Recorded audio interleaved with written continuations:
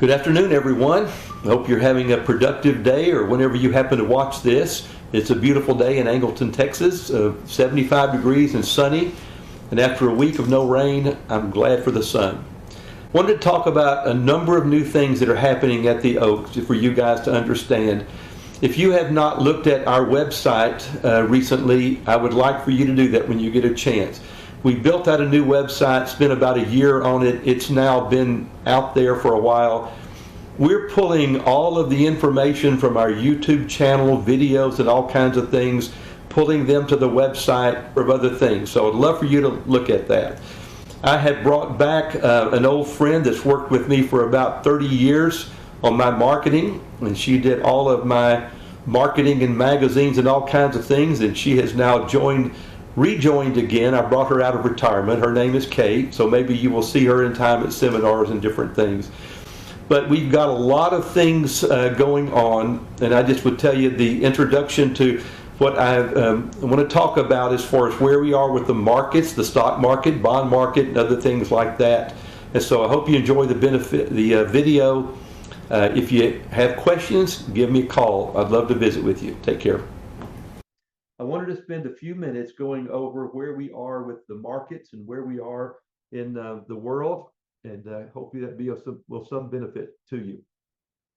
I have shown you this First Trust chart a number of times, and looking here, you see where we were in 2022, the calendar year, and you can see the S&P 500 was down 18%. It touched 20% a couple of times, which is by definition a bear market. And so you can see where we were. The NASDAQ, where most of the technology stocks, the big growth stocks was down 32%. You can see that. The S&P 500 is basically split into 250 stocks that are growth stocks and 250 that are value, largely determined by dividends. Stocks that pay a 3, 4, 5% dividend are called value stocks. Instead of investing their money back into research, they're paying it out to shareholders. So you can see there was quite a bit of difference what they did last year. Now, the one thing I want you to take a look at, two things, I guess, is number one, year to date, where we are. So you can see where the NASDAQ was down 32% for the calendar year. We've had a 19% move on the NASDAQ up from there. So a rolling 12 months, we have cut that by a pretty significant amount. The S&P 500, you can see we're down about 7% now, as opposed to 18%. So we'll go over that in some detail in just a little while. In addition to that, I want you to take a look at where we are on the bond market. I talked in a great bit last year about the problem we had with our normal 50-50 stock and bond portfolio, or 60-40, is that how bonds got killed. And you can see that was pretty sizable. When you take a look at virtually any kind of bond, was down 13 to 16%. That's pretty major because bonds do not have the offensive or the rebound capability that stocks have. But you can still see that we have made a respectable move up on there, and so we're looking a good bit better in that regard. When I take a look at the market, I want to show you a couple things just for you to think about. This is where we hit the lows right here, and that was October.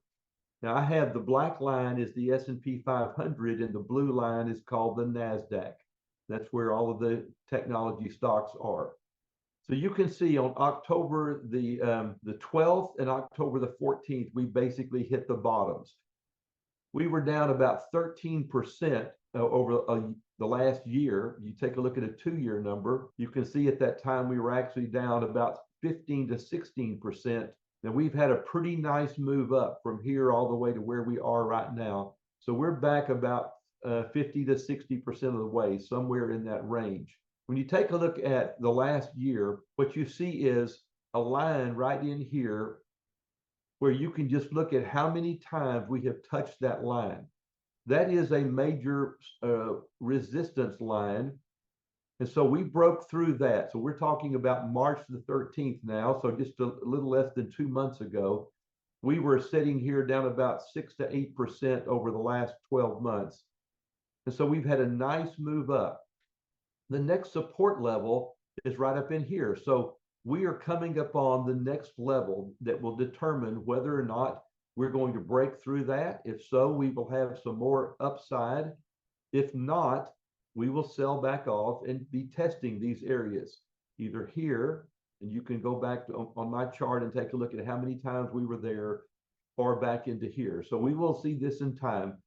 This has a lot to do with the Federal Reserve raising interest rates to try to slow the economy down. When that happens, companies start reducing their future earnings. The one thing I want you to learn about the stock market is it always looks 6 to 9 months out. You think about, oh, something happened and it made the stock market go down today. Oftentimes that's true. It's 1 day or 2 or 3 day or 1 week reaction. But the only reason that happens is because companies are reducing their earnings. When interest rates double, their cost of doing business goes up pretty significantly. If the price of diesel goes up, most of these companies, as an example, Amazon and Walmart do not own any real estate at all. They pay leases. If their leases go up, if they have to pay people more money, all of these increase their cost of doing business, which decreases their earnings. That's what causes stock prices to go down. So the market is looking ahead 6 to 9 months and has a tendency of wanting to go higher at this point in time. It doesn't mean that we're out of the woods. It also doesn't mean that we may not see a recession. I'm just telling you, basically, these are where the support lines will be. I want to take this one off. I'm just telling you that these are the important numbers. So we're sitting here right now at 4138 on the Dow as we speak today.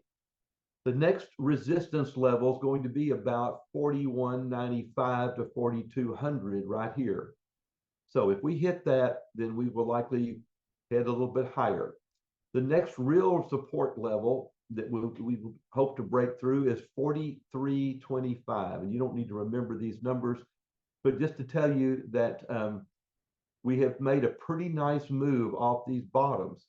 And as dire as the news seems and as terrible as people want to talk the markets down, just understand on television or on radio, sometimes companies like to talk their book.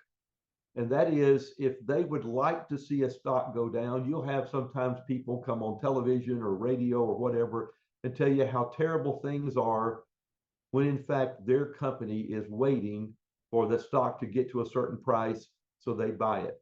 I live in two worlds here in my office. I have clients sitting across from me multiple times per day, and they're nervous about the stock market and they're scared. And I will stop to finish the conversation with them and turn around and have a conversation with a fund manager from Vanguard or Fidelity or many other places.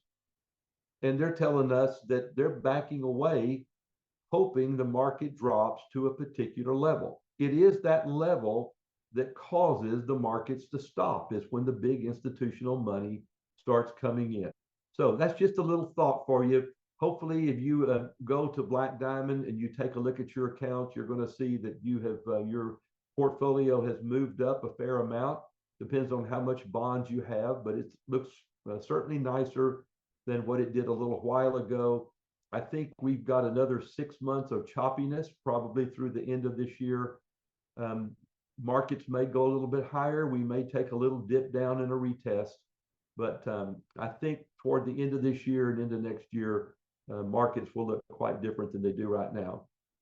Thank you for listening to me. I hope you've had a productive day, and hope this is some benefit to you. If you have any questions, call us. Phone number is 979-849-2700. Take care.